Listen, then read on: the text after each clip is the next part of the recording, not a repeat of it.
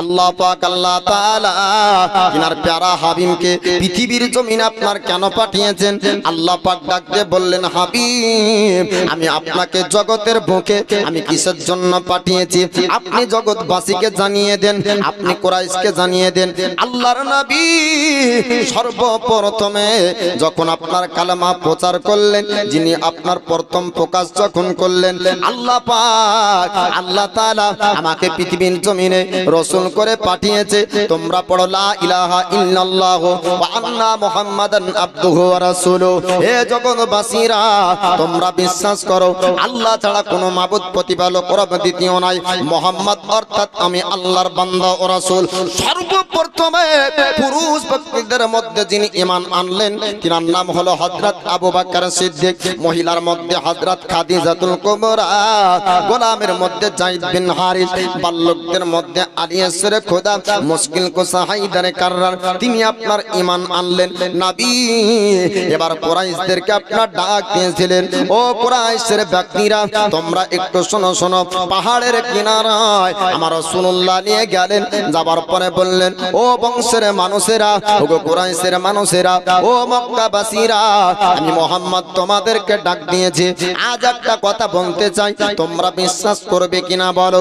আল্লাহর নবীর কথা শুনে মক্কাবাসীরা বলল, ওগো আমিন মুহাম্মদ আজ পর্যন্ত 40 বছরের মধ্যে আপনি মিথ্যা কথা বলেননি।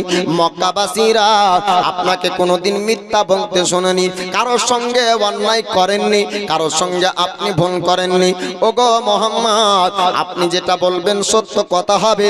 আমার রাসূলুল্লাহ বললেন, ও কুরাইশের মানুষেরা, ওগো মক্কাবাসীরা তোমরা শুনে নাও, আল্লাহ পাক আল্লাহ তাআলার পক্ষ থেকে আমি একটা কথা বলতে চাই। কুরাইশের মানুষরা বলল, মুহাম্মদ আপনার কথা বিশ্বাস করব। আমার রাসূলুল্লাহ বললেন, ও কুরাইশের মানুষেরা, আমি মুহাম্মদ যদি তোমাদেরকে বলি পাহাড়ের পেছনে লস্কর সেনাবাহিনী ছুপি আছে, তোমরা বিশ্বাস করবে কি না একটু তোমরা জানিয়ে দাও। আর আপনার বলেছিল, ও মুহাম্মদ আজ পর্যন্ত যে জবান মিথ্যা কথা বলেনি ওই জবান আজ মিথ্যা কথা বলবে না। সত্যি যদি আপনি বলেন লস্কর ছুপি আছে আপনার কথা বিশ্বাস করব। ওগো মুহাম্মদ আপনি জানিয়ে দেন আপনার কথা পর্যন্ত মিথ্যা বলিনি, আজকেও আপনার কথা মিথ্যা বলবো না।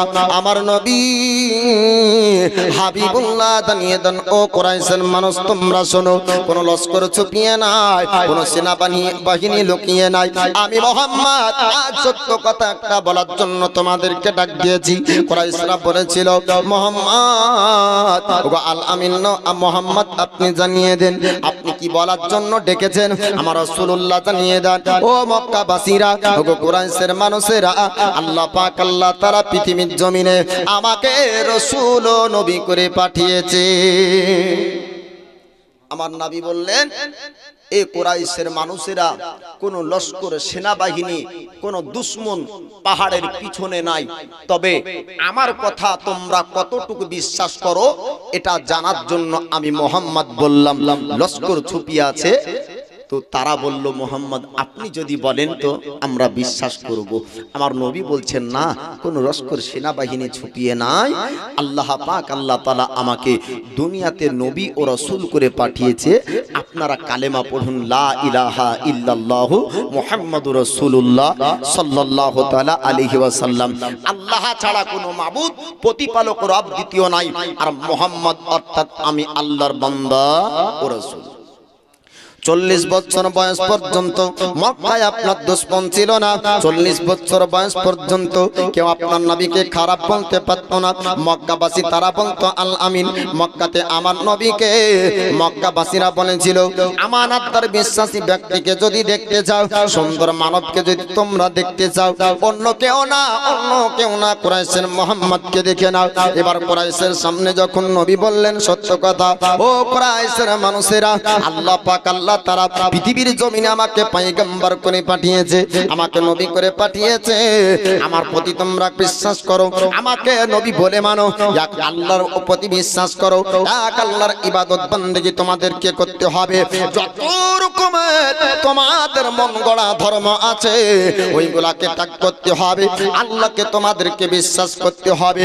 কুরাইশের মানুষেরা আর আপনার ওই সময় বলেছিল, আপনার আবু লাহাব, আবু জেহেল, উতবা, সাইবা তারা বলল, ও কুরাইশের মানুষেরা, ও মক্কাবাসী, তোমরা শোনো শোনো, আজ পর্যন্ত মুহাম্মদ পৃথিবীতে মিথ্যা কথা বলেনি, মক্কায় কোনোদিন মিথ্যা বলেনি, কিন্তু আজকে মুহাম্মদ মিথ্যা কথা দাবি করে। আজ মুহাম্মদ পাগল হয়েছে, আজকে মুহাম্মদ দেওয়ানা হয়ে গিয়েছে, মুহাম্মদের কথা আর কেউ তোমরা বিশ্বাস করবে না। এইরকম করে তাদেরকে আপনার বলা হলো, কুরাইশের মানুষেরা, আমার রাসূলুল্লাহর বংশের মানুষেরা, আপনার চাচারা পর্যন্ত দূরে চলে গেল। আল্লাহ পাক আল্লাহ তাআলা বললেন, হাবিব গো, আপনি চিন্তা করবেন না, টেনশন করবেন না, নিশ্চয় নিশ্চয় মক্কাবাসী আপনাকে ভালোবাসবে। আমার রাসূলুল্লাহকে আল্লাহ পাক কোরআন যখন আপনার নাজিল করান, আমার নবীর উপর কোরআন নাজিল হয়, আমার রাসূলুল্লাহ যখন কোরআন তেলাওয়াত করতেন, কুরাইশের বাচ্চারা, কুরাইশের আপনার মহিলারা, তারা পর্যন্ত কোরআন শুনতে আসতো। আবু লাহাব, আবু জেহেল, উতবা, সাইবা তারা বলল, মুহাম্মদ যখন তেলাওয়াত শুরু করে দেয়, আমাদের ঘরের বাচ্চারা পর্যন্ত তেলাওয়াত শুনে। মুহাম্মদ যখন তেলাওয়াত করে, আমাদের ঘরের মানুষ তারা যায় আপনার ভিড় করে। মুহাম্মদের তিলাওয়াত যদি বন্ধ না হয়, আমাদের ধর্ম আর থাকবে না। আমার রাসূল যখন তিলাওয়াত করতেন, এবার বাড়িতে আপনার ভিড় হতো, আল্লাহর নবীর তিলাওয়াতকে বন্ধ করতে হবে, এরকম আপনার দাবি করা তারা করলো। কুরাইশের মানুষেরা, কুরাইশের সরদারেরা, তারা আপনার মিটিং শুরু করে দিল। তারা মিটিং করে সিদ্ধান্ত করলো, তারা মায়দা করলো যে মুহাম্মদের তিলাওয়াত বন্ধ করতে হবে, নচেত মক্কাতে ইসলাম ধর্ম আপনার কায়েম হয়ে যাবে। যত বাচ্চারা বারণ করে, আমার রাসূলুল্লাহ আল্লাহর পবিত্র কোরআন তেলাওয়াত করে। জোরে বলুন সুবহানাল্লাহ। কিতাবের মধ্যে লিপিবদ্ধ রয়েছে আমার রাসূলুল্লাহ কোন কোন জায়গায় আপনার কোরআন তেলাওয়াত করতেন। মক্কাবাসীরা বছরে একদিন অনুষ্ঠান করত। আবু জেহেল, উতবা, সাইবা তারা বড় ধরনের একটা মেলা করত। বছরে তাদের একটা অনুষ্ঠান হতো, ওখানে আপনার গান বাজনা, ঢোল বাজনা হতো। ওই জায়গাতে বিভিন্ন রকম কেনাকাটার ব্যবস্থা ছিল। আমার রাসূলুল্লাহ হাবিবুল্লাহ আল্লাহর পবিত্র কোরআনের তেলাওয়াত যখন ওই জায়গায় নবী শুরু করে দিতেন, ওই গান বাজনার জায়গা থেকে পরিবর্তন হয়ে মানুষ আমার রাসূলুল্লাহ তেলাওয়াতের জায়গায় ভিড় হতো। জোরে বলুন। আমার নবী যখন তেলাওয়াত শুরু করতেন, ওই গান বাজনাতে ভিড় হতো না, নবীর তিলাওয়াতের কাছে ভিড় হতো। আর এখন আমরা ওয়াজ করলে আমাদের কাছে ভিড় হয় না, বাজারে ভিড় হয়। এ ঠিক না বলবা? আমার রাসূলুল্লাহ আল্লাহর পয়গম্বর হাবিবুল্লাহ এরকম বাজার আপনার তিলাওয়াত করতেন, মানুষ আপনার গান বাজনা শুনতো না, আমার রাসূলুল্লাহর কোরআন তিলাওয়াত আপনার শুনতে লাগতো। এবার মক্কাবাসীরা, কাফেররা চিন্তা ভাবনা করলো, বছরের একটা অনুষ্ঠান আমরা করি, সেই অনুষ্ঠানেও মানুষ চাই না, মুহাম্মদের তিলাওয়াতের জায়গাতেই ভিড় হয়ে যায়। এবার আপনার নবী পাকের চাচা আবু তালিবের কাছে তারা আসলো। আসার পরে বলল, ওরে আবু তালিব, তোমার ভাতিজা মুহাম্মদকে যদি তিলাওয়াত বন্ধ না করতে বলো, তার উপর আক্রমণ করব, তার উপর অত্যাচার করা হবে, তাকে আঘাত করা হবে। আবু তালিবকে আপনার ভয় দেখাতে শুরু করলো। আবু তালিব আসার পরে বললেন, ভাতিজা, তিলাওয়াতটা কি বন্ধ করা যাবে না? আমার রাসূলুল্লাহ বললেন, চাচা গো, আপনি একটু শুনুন শুনুন, আমার তৈরি করা এ তিলাওয়াত না, আমার বাণী না, আমার আল্লাহ পাক আল্লাহ তাআলা এই পবিত্র কোরআনকে লাউহে মাহফুজ থেকে নাজিল করেছেন। জোরে বলো। আবু তালিবের কাছে আমার রাসূলুল্লাহ তেলাওয়াত শুরু করে দেয়। আবু তালিব শোনার পরে বলেছিলেন, ভাতিজা মুহাম্মদ, আমি শুনলাম, বুঝতে পারলাম মানুষের তৈরি করা না, নিশ্চয় স্রষ্টা তোমার উপর এই বাণী নাজিল করেছে, তুমি তেলাওয়াত করবে, অসুবিধা নাই, যত রকম তোমার দুশমন হবে আমি তোমার সঙ্গে থাকবো। আমার রাসূলুল্লাহর চাচা আবু তালিব এমন কথা আপনার সেই সময় বলেছিল, আল্লাহর নবীর হাবিবুল্লাহর মন জানার জন্য এবার উতবা সাইবা একটা মিটিং করলো। একজন ব্যক্তিকে বলে দিল, যাও যাও মুহাম্মদের কাছে জিজ্ঞাসা করো গা, তার দিলি তামান্না, মনের উদ্দেশ্যটা কি আমরা একটু জানতে চাই। এমন তেলাওয়াত কেন করে, নতুন ধর্মের প্রচার কেন করছে? আজ পর্যন্ত কুরাইশের মধ্যে ভালো যদি কোনো ব্যক্তিকে দেখেছিলাম, তার নাম হলো মুহাম্মদ। আজ পর্যন্ত কাউকে আঘাত দেয়নি, আজ পর্যন্ত কাউকে দুঃখ দেয়নি, তার আচরণে কেউ আঘাত আঘাত পাইনি, মোহাম্মদ কেন নতুন বাণী প্রচার করবে? মোহাম্মদ যদি আমাদের ধর্মের প্রচার করে তাহলে মক্কাতে আমরাই হব বড় সম্মানী।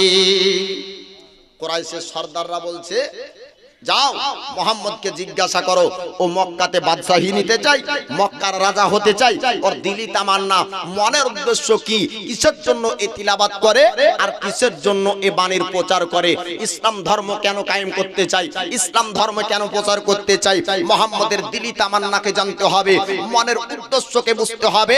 একজন ব্যক্তিকে আপনার পাঠানো হলো, ওই ব্যক্তি আসার পরে বলে, ওগো মোহাম্মদ, আপনাকে আমরা আল আমিন বলতাম, আপনাকে আমরা সত্যবাদী বলতাম, আপনি কাউকে আঘাত দেননি, আপনি কাউকে দুঃখ দেননি, তবে আপনার কাছ থেকে আজ একটি বিষয় জানতে চাই। বলে, কি বিষয়? আপনার দিলের তামান্না, আপনার মনের উদ্দেশ্যটা বলুন, আপনি কি রাজা হতে চান, আপনি কি বাদশাহ হতে চান?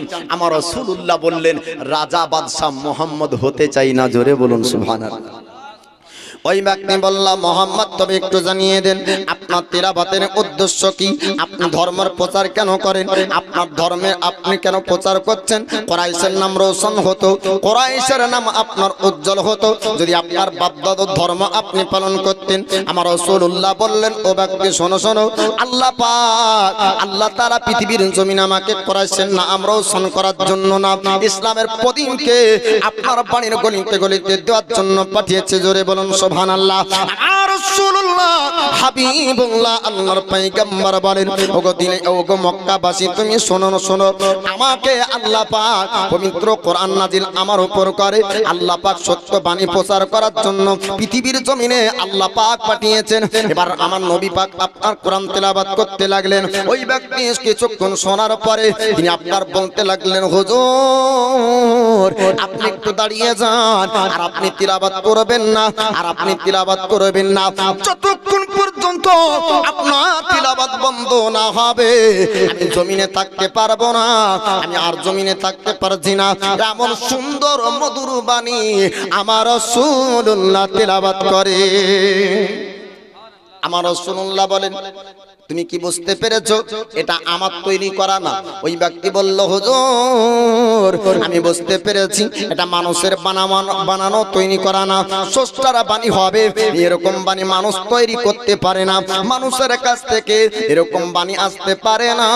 আমার রাসূলুল্লাহ তেলাওয়াত শোনার পরে ওই ব্যক্তির জবান বন্ধ হয়ে গেল। ওই ব্যক্তি যাওয়ার পর কুরাইশের সর্দারদেরকে ডাক দিল, মক্কার সর্দারদেরকে ডাক দিল, ও মক্কাবাসীরা, ও মক্কার সর্দারেরা, তোমরা ভুল ধারণা রেখেছিলে মুহাম্মদের উপরে। মুহাম্মদ তৈরি করে করে বাণী কোনোদিন বলেননি, নিশ্চয় স্রষ্টার পক্ষ থেকে আসা বাণী বলেছেন। জোরে বলুন সুবহানাল্লাহ। এইরকম করে মক্কার সর্দাররা সবাই শুনলো। মুহাম্মদের তিলাওয়াত তো বন্ধ হলো না, তবে কি করলে মুহাম্মদের তিলাওয়াতকে বন্ধ করা যাবে? উমাইয়া বিন খাল এবং আপনার আবু লাহাব, আবু জেহেল, উতবা, সাইবা তারা সবাই একত্রিত হলো, একটা মিটিং করলো, তারা আপনার যুক্তি পরামর্শ করলো, তারা বড় ধরনের একটা মায়দা করলো, একটা তাদের মধ্যে থেকে মীমাংসা হলো, যারা মুহাম্মদের কাছে যাবে তাদের উপর আক্রমণ করতে হবে, মুহাম্মদের কাছে যারা যাবে তাদের উপর আপনার চাবুক মারতে হবে। অত্যাচার যদি আপনার প্রজাদের উপর হয়, রাজা এমনিতে জব্দ হবে। মুহাম্মদের কাছে যখন মানুষ যাওয়া বন্ধ করে দিবে, ইসলামের প্রচার বাড়বে না, ইসলাম আর আপনার মক্কায় থাকবে না। এইরকম তারা চিন্তা ভাবনা করলো। এবার যখন সাহাবী রাসূলরা রাস্তা দিয়ে আসতেন, সাহাবীদের উপর অত্যাচার করতে শুরু করলো। কিভাবে? যখন দেখলো যে নবীর কাছ থেকে এই বাণী প্রচার করা বন্ধ করতে পারলো না, তখন তারা চিন্তা ভাবনা করে মায়দা করে মিটিং করে তারা সিদ্ধান্ত নিল, যারা মুহাম্মদের কাছে আসবে তাদের উপর অত্যাচার হবে। আল্লাহ পাক আল্লাহ তাআলা আমার দয়ার মুস্তাফা হাবিবুল্লাহর উপরে আল্লাহ পাক আপনার ওহী অবতীর্ণ করতেন। যে মুহূর্তে যে কোরআনের আয়াত আসার প্রয়োজন ছিল, আল্লাহ পাক ওই আয়াতকে সেই সময় পাঠিয়েছেন। যেই সূরা যেই সময়তে আল্লাহ পাক পাঠানোর প্রয়োজন মনে করেছিলেন, ওই সময়তে ওই সূরা আপনার অবতীর্ণ হতো। আমার রাসূলুল্লাহর সাহাবীরা যখন রাস্তা দিয়ে আসতেন, এবার কাফেররা অত্যাচার শুরু করলো। সাহাবীরা আসার পরে বলে, হুজুর হুজুর ইয়া রাসূলুল্লাহ ইয়া হাবিবাল্লাহ আমরা যখন রাস্তা দিয়ে আসি আমাদের উপর চাবুকের আঘাত হয়, আমাদের উপরকে পাথর মারা হয়, আমাদেরকে অত্যাচার করা হয় গরীব সাহাবীদের উপর।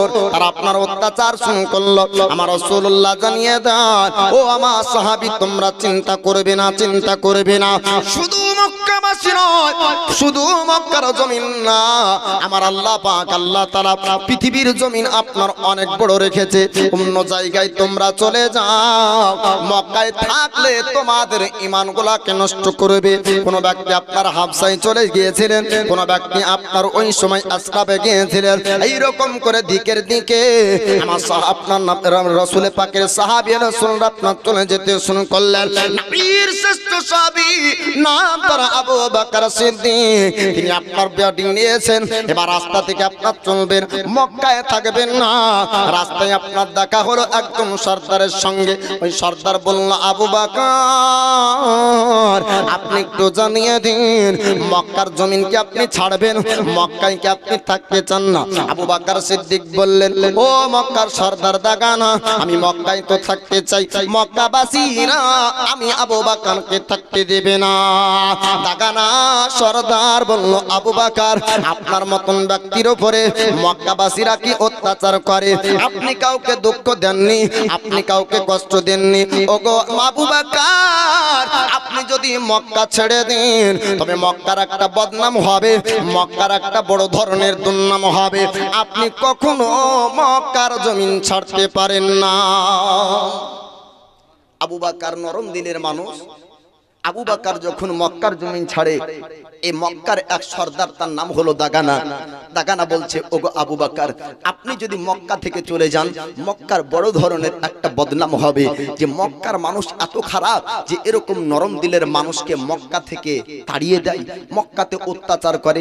গ্রামে দেখবেন নিরীহ মানুষদের উপর অত্যাচার করলে সে গ্রামের বদনাম হয়, তাই না? যে পলাশিবাসী এত খারাপ যে এই কমজোর অসহায় মানুষের উপরেও অত্যাচার করে, এরকম হবে না? হয় বা। তো আমার দয়ার নবীর সাহাবী আবু বকরকে ও মক্কার সর্দার বলে আবু বকর আপনি মক্কা ছাড়বেন না, আপনার জন্য আমি ব্যবস্থা করেছি। আমার রাসূলুল্লাহ সাহাবী আপনার বললেন আবু বকর সিদ্দিক বললেন ওগো মক্কার সর্দার দাগানা আপনি আমার কি ব্যবস্থা করবেন একটু বলুন। এবার দাগানা সর্দার বলল ওগো আবু বকর আপনি আসুন আসুন আমার সঙ্গে, আপনি মক্কার জমিন ছাড়বেন না, আপনার মক্কায় থাকতে হবে। আপনার জন্য আমি সুপারিশ করব, আপনার জন্য আমি বলবো, কুরাইশের সর্দারদের সঙ্গে আমি কথাবার্তা বলবো। এইরকম করে আমার রাসূলুল্লাহর সাহাবী হযরত আবু বকরকে নিয়ে আপনার চলতে শুরু করলেন। দাগানা সর্দার যাওয়ার পরে কুরাইশের কাছে গেলেন, যাওয়ার পর আপনার কুরাইশকে ডাক দিলেন ও কুরাইশের মানুষেরা, ও কুরাইশের সর্দারেরা আপনারা শুনুন শুনুন, আমি আবু বকরকে নিয়ে এসেছি। আবু বকর মক্কায় থাকতে চাই না, আবু বকর মক্কার জমিন থেকে চলে যেতে চাই। আবু বকরের উপর আপনারা কি অত্যাচার করেন? আবু বকরের উপর অত্যাচার কি হয়? এবার কুরাইশের মানুষ তারা বলল আবু বকর যে একটা তিলাওয়াত করে, তিলাওয়াত যদি বন্ধ না হয় তবে আবু বকরের উপর অত্যাচার হবে।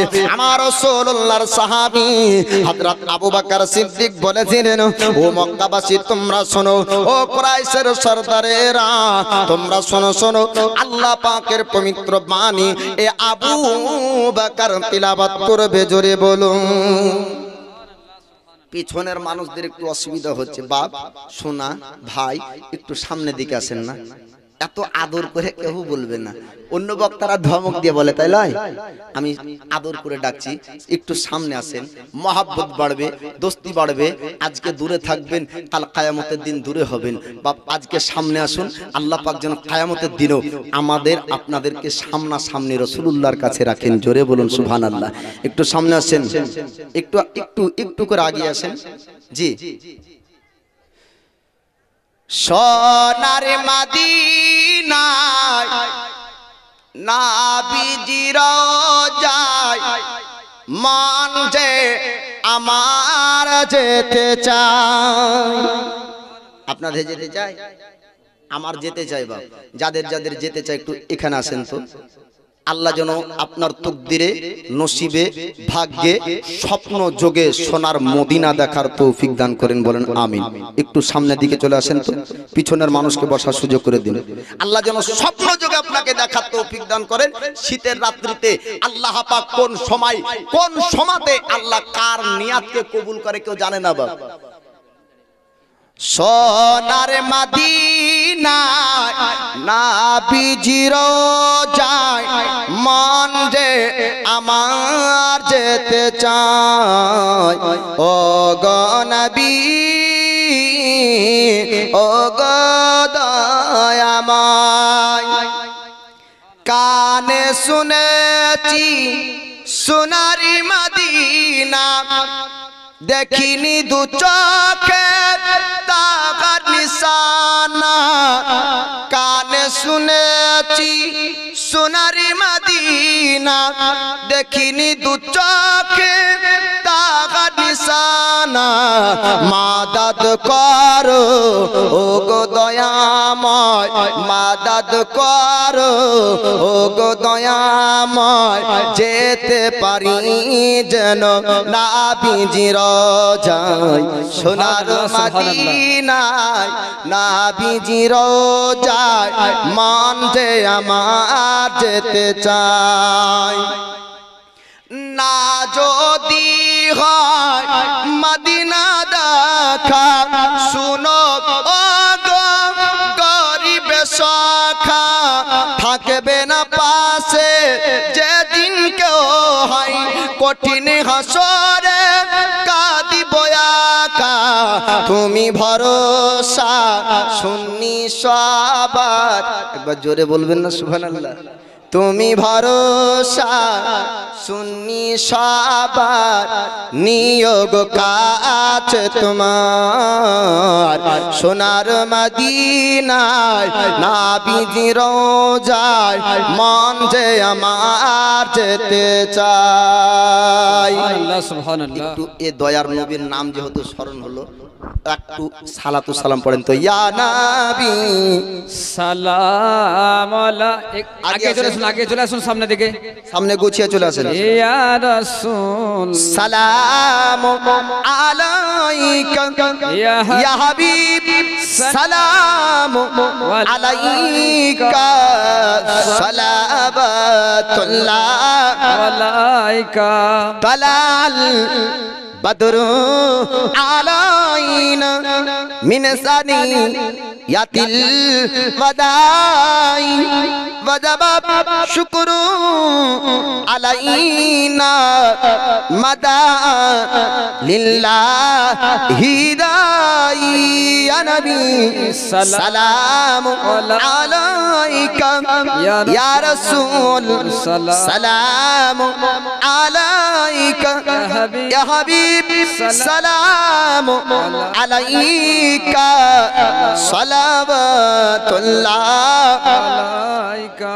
আসসালাতু ওয়াসসালামু আলাইকা রাসূলুল্লাহ, আসসালাতু ওয়াসসালামু আলাইকা হাবিবাল্লাহ, আসসালাতু ওয়াসসালামু আলাইকা নবিয়াল্লাহ, আসসালাতু ওয়াসসালামু আলাইকা নূরাম মিন নূরিল্লাহ ওয়া আলা আলিকা ওয়া সাহবিকা শাফিনা মুজাদ্দা বালাগুল বিকামালিহি কাশাফাতু জামালিহি হাসুনা জামিউ খিসালিহি সাল্লাল্লাহু আলাইহি ওয়া আলিহি। এমনি বসিয়েন না, একটু আগে গিয়ে বসেন। ওখানে বসা যা, এখানে বসা একই জিনিস পড়া আছে। ওটা পিছনেও তিরপাল আছে, সামনেও তিরপাল আছে। জি চলে আসুন, সামনে এসে বসেন, বাস ঠিক আছে। এ তো এ মাজমাটা এবার সুন্দর লাগছে না? জি, আর জি। সামনেটাই খালি থাকবে, পিছনে লোড থাকবে, তাহলে ভালো লাগবে। জি ঠিক। কেউ আবার রাগ করলেন বা রাগ করিয়েন না। জি, বক্তাদের আবার শতক দোষ। সুদের মশলা বললে সুদখোরের রাগ, নামাজের কথা বললে বেনামাজির রাগ, মদের কথা বললে মাতালের রাগ।